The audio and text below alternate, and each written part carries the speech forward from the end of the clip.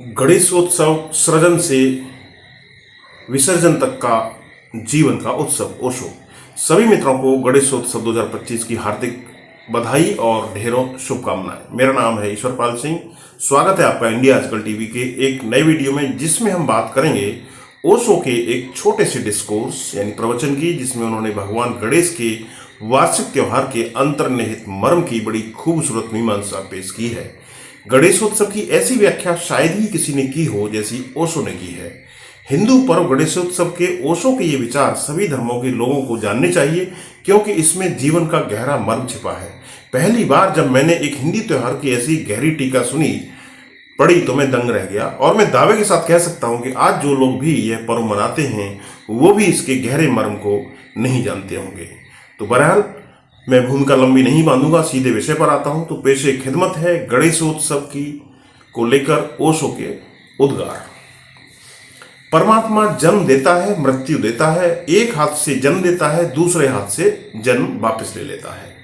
यहाँ रात होती है, दिन होता है, यहाँ गर्मी आती है, सर्दी आती है, यहाँ मौसम बदलते रहते हैं। यही तो जीवन की रसमयता है।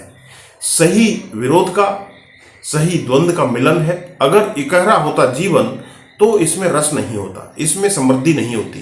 यहाँ विपरीत संघात मिलकर अपूर्व संगीत का जन्म होता है। यहाँ जन्म और मृत्यु के बीच जीवन का खेल चलता है, जीवन का चक्र चलता है, जीवन का रास रसा जाता है। वही मैं तुमसे कह रहा हूं, ध्यान करो भी, और ध्यान रखना कि एक दिन ध्यान भी छोड़ना है, एक दिन छोड़ना ही है। अगर तुम जीवन भर ध्यान विधि से ही चिपके रहे तो ध्यान के पार जो हीरे मोती जवाहरात है उससे तुम चूक जाओगे। तो विधि का भी एक दिन विसर्जन कर देना है। तुमने देखा हिंदू इस संबंध में बड़े ही कुशल हैं। गणेश जी बना लिए मिट्टी के, पूजा पाठ इत्यादि कर ली, जाकर समुद्र में समा आए। दुनिया का कोई धर्म इतना हिम्मतवर नहीं है। अगर मंदिर में मूर्ति रख ली तो फिर सिराने की बात ही नहीं उठती। फिर वे कहते हैं कि अब इसकी पूजा जारी रहेगी। हिंदुओं की हिम्मत देखते हो, पहले भगवान बना लेते हैं। मिट्टी के गणेश जी बना लिए, मिट्टी के बनाकर उन्होंने भगवान का आरोपण कर लिया। नाच कूद, गीत, प्रार्थना, पूजा पाठ सब हो गई। फिर अब वह कहते हैं कि अब चलो महाराज, अब हमें दूसरे काम भी करने हैं, अब आप समुद्र में विश्राम करो, फिर अगले साल उठा लेंगे। यह हिम्मत देखते हो। इसका अर्थ क्या होता है? इसका बड़ा सांकेतिक अर्थ है, अनुष्ठान का उपयोग कर लो और समुद्र में सिरा दो। विधि का उपयोग कर लो और फिर विधि से बंधे मत रह जाओ। जहां हर चीज जाती है वहां भगवान को भी बना लो और मिटा दो। भगवान भी तो तुम्हारे साथ यही करता है।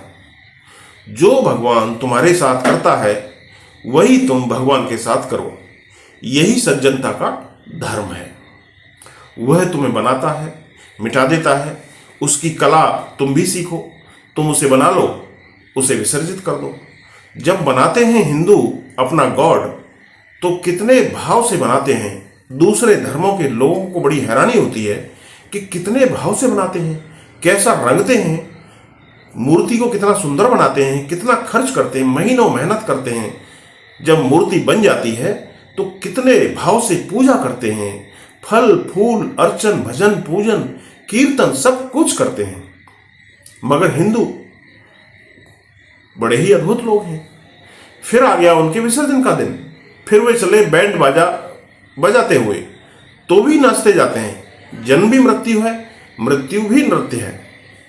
जन्म भी नृत्य है, मृत्यु भी नृत्य है, होना ही चाहिए। चले परमात्मा को सराहने। जन्म कर लिया था, अब मृत्यु का वक्त आ गया। तो इस जगत में जो भी चीज बनती है वह मिटती है, और इस जगत में हर चीज का उपयोग कर लेना है और किसी चीज से बंधे नहीं रह जाना है। परमात्मा से भी बंधे नहीं रह जाना है। यही जीवन का सार है। मैं नहीं कहता कि हिंदुओं को ठीक बोध है कि वे क्या कर रहे हैं, लेकिन जिन्होंने शुरू को की होगी यह यात्रा उनको जरूर बोध रहा होगा। लेकिन अब कुछ लोग भूल गए होंगे। यह बहुत संभव है कि अब उन्हें कुछ भी पता न हो कि वे क्या कर रहे हैं। मूर्छा में कर रहे होंगे। पुरानी परंपरा है कि बनाया विसर्जन कर रहे होंगे, लेकिन उसका सार तो समझो। सार इतना ही है कि विधि का उपयोग कर लो, फिर विधि से बंधे नहीं रह जाना है। अनुष्ठान पूरा हो गया और विसर्जन कर दिया। वही मैं तुमसे कहता हूं कि नाचो कूदो ध्यान करो पूजा प्रार्थना, इसमें उलझे मत रह जाना। यह पथ है, मार्ग है, मंजिल नहीं। जब मंजिल आ जाए तो तुम यह मत कहना कि मैं इतना पुराना यात्री हूं, अब मार्ग को कैसे छोड़ दूं। छोड़ो, इतने दिन जन्मों जन्मों तक मार्ग पर चला हूं, आज जब मंजिल आ गई तो मार्ग को कैसे धोखा दे दूं, दगाबाज गद्दार हो जाऊं। जिस मार्ग से इतना साथ रहा, जिस मार्ग ने यहां तक पहुंचा दिया, उसको छोड़ दूं। मंजिल छोड़ सकता हूं लेकिन मार्ग नहीं छोड़ सकता। तब तुम समझोगे कैसी मूढ़ता की स्थिति हो जाएगी। इसी मंजिल को पाने के लिए मार्ग पर चले थे, मार्ग से नाता रिश्ता बनाया था, वह टूटने ही वाला था। मार्ग की सफलता ही यही है कि एक दिन जब घड़ी आ जाए, जब मार्ग छोड़ देना पड़े, तो छोड़ने में बिल्कुल भी विलंब नहीं करना।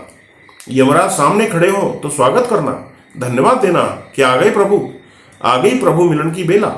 जीवन भर आपकी ही तो प्रतीक्षा थी। चलिए, धन्यवाद। मेरा नाम ईश्वर पाल। अष्टावक्र महागीता भाग 2 ओशो प्रवचन नंबर 7।